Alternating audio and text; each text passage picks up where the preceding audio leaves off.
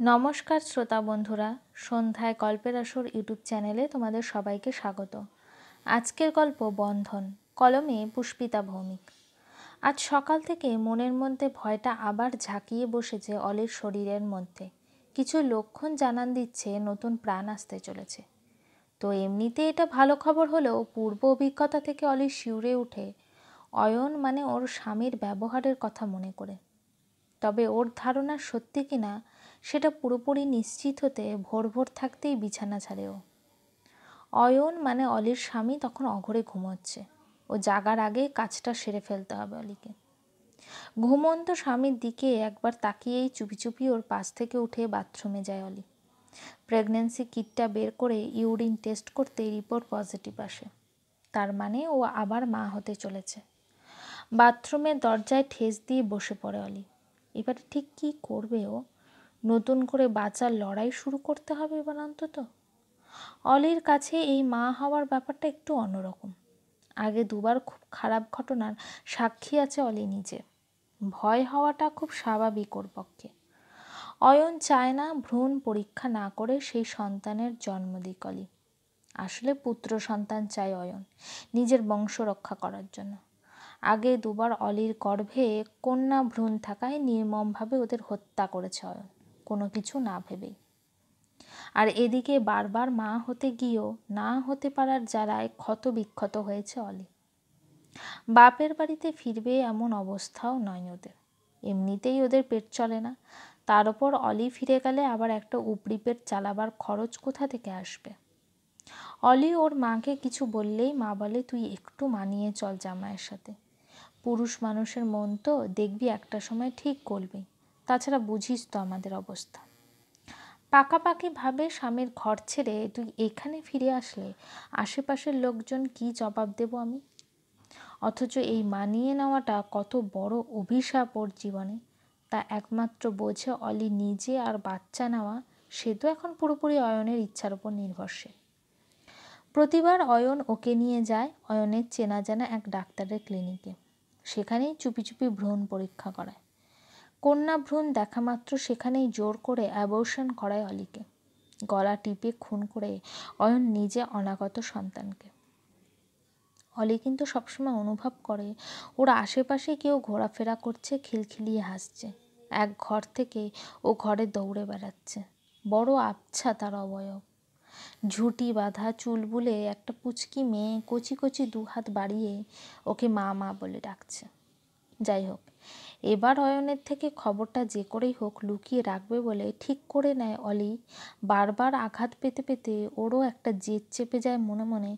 নিজের পেটের সন্তানকে রক্ষা করতেই হবে, এই চিন্তাই মাথায় ঘোরে। কিন্তু কিছু মাস পর শরীরের পরিবর্তন দেখে অয়নের কাছে হাতে নাতে শেষমেশ ধরা পড়ে যায় অলি। আবার সেই ক্লিনিকে নিয়ে যায় অয়নকে। সেই নীলচে আলোর ঘোর, চেনা ওষুধের গন্ধ ফিরে আসে বিভীষিকার মতো। ভ্রূণ রিপোর্ট আসে, এবারেও কন্যা সন্তান আসতে চলেছে। কিন্তু সেই ডাক্তার জানান, দেখুন অয়নবাবু, এবার অনেক দেরি হয়ে গেছে। এই অবস্থায় বাচ্চা নষ্ট করতে গেলে অলির শরীরে মারাত্মক ক্ষতি হতে পারে। অলি মারা যেতে পারে। সেটার দায় আমি নেব না, আপনি আসতে পারেন। অগত্যা ফিরে আসে অয়ন। অলি ভিতরে ভিতরে স্বস্তির নিঃশ্বাস ফেলে। যা হোক, এবারে তাহলে বাচ্চাটাকে জন্ম দিতে পারবে, পৃথিবীর আলো দেখবে ওর গর্ভের সন্তান। কয়েকদিন কেটে যায় এভাবে। তারপর হঠাৎ করেই অফিস থেকে ফিরে একদিন অয়ন জানায়, অলি চলো সিকিম থেকে ঘুরে আসি আমরা দুজন। তোমার ভালো লাগবে এই সময় প্রকৃতির বুকে কিছুটা সময় কাটালে।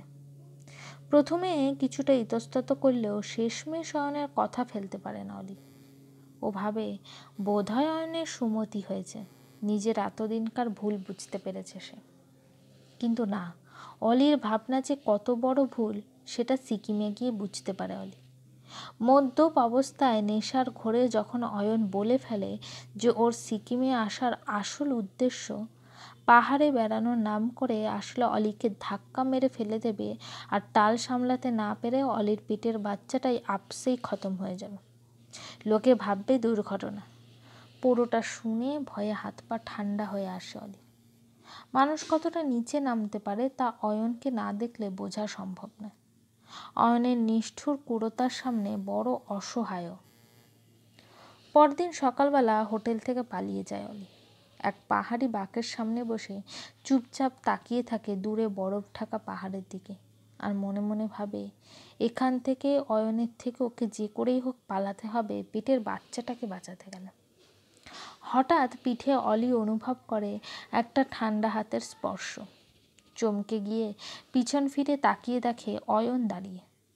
ওর হাতের থেকেও ততোধিক ঠান্ডা ওর মুখের ওই নিষ্ঠুর হাসি। চিবিয়ে চিবিয়ে বলে, কি ভেবেছিলি অলিরানি, আমার হাত থেকে পালিয়ে বেড়াবে, বেঁচে যাবে তুমি?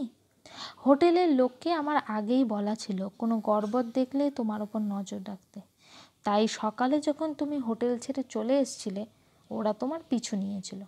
আমি ঘুম থেকে উঠতেই ওরা বলল তুমি বেরিয়ে গেছো আর এখানেই আছো। আজ তোমাকে আমি উপযুক্ত শাস্তি দেব। যাই হোক, তুমি নিজেই আমার কাজটা আরও সহজ করে দিলে। এই নিরালায় এসে তোমাকে অজ্ঞান করে কাজ করতে হবে না, শুধু একটা ধাক্কা, তারপরেই সব শেষ। নিষ্ঠুর হাসি হাসতে হাসতে জোর করে খাদের কিনারে নিয়ে গিয়ে অলিকে ধাক্কা মারে। চোখ বন্ধ করে ফেলে অলি। ঠিক তখনই হাতে অনুভব করে একটা কচি নরম হাতের স্পর্শ। তারপর অলির খেয়াল হয় ও তো আসলে পড়ে যায়নি, সেভাবেই দাঁড়িয়ে আছে। তাহলে কিসের যেন একটা পড়ার শব্দ হলো। ভালো করে তাকিয়ে অলি দেখে অয়নের ক্ষত বিক্ষত মৃতদেহটা ঝুলছে নিচে পাহাড়ের খাদে একটা গাছে আটকে, আর অলির সামনে দাঁড়িয়ে আছে একটা ছোট্ট ফুটফুটে মেয়ে। আরে এ তো সেই মেয়েটা যাকে ও মাঝে মাঝেই দেখে অবচেতন মনে। ঋণ ঋণে গলায় বাচ্চা মেয়েটা বলে, মা, আমাকে পৃথিবীর আলো দেখাবে না? বারবার তুমি কেন হেরে যাবে বাজে লোকটার কাছে? তাই আগে দুবার আমাকে যে মেরেছে, আজ ওই লোকটাকে পাঠিয়ে দিলাম মৃত্যুর দেশে, ওখানেই ও ঘুমোক শান্তিতে। আর ওই দুষ্টু ডাক্তারটাও যে আগে দুবার আমাকে বাঁচতে দেয়নি, কাল রাত্রে সেও ধরা পড়েছে পুলিশ কাকুদের হাতে। আমি যে পৃথিবীর আলো দেখতে চাই মা, আমার বড় স্বাদ পৃথিবীর আলো দেখার। অলি দুহাত বাড়িয়ে মেয়েটাকে ধরতে যেতেই খিলখিল করে হেসে উঠে পাহাড়ি বাঁকে কোথায় যেন হারিয়ে যায়। আর ওর পিছু ধাওয়া করতে করতে অলি এসে পৌঁছয় এক পাহাড়ি গির্জায় প্রভু যিশুর মূর্তির সামনে। সেখানে তখন প্রার্থনা চলছে। অলিকে দেখে ওর সব ঘটনা শুনে মাদার ওকে ঠাঁই দেন। মাদারের তত্ত্বাবধানে শুরু হয় অলির নতুন জীবন। মাস চারেক পর অলির কোল আলো করে আসে কন্যা সন্তান। অলি মেয়ের নাম রাখে ইচ্ছা। দেখতে দেখতে ইচ্ছার 1 বছর পূর্ণ হলো। কিন্তু সব কিছুর ফাঁকে আজও অলি অনুভব করে সেই মেয়েটার মুখ যে ওকে মুক্তির আলো দেখালো, মা হওয়ার ইচ্ছা পূরণ করলো। সেই ছোট্ট মেয়ের সাথে ওর বন্ধন তো মাতৃত্বের বন্ধন। গল্পটি কেমন লাগলো অবশ্যই আমাকে জানিও। আর আমার চ্যানেলের গল্পগুলি যদি তোমাদের ভালো লেগে থাকে চ্যানেলটিকে সাবস্ক্রাইব করে পাশে থেকো।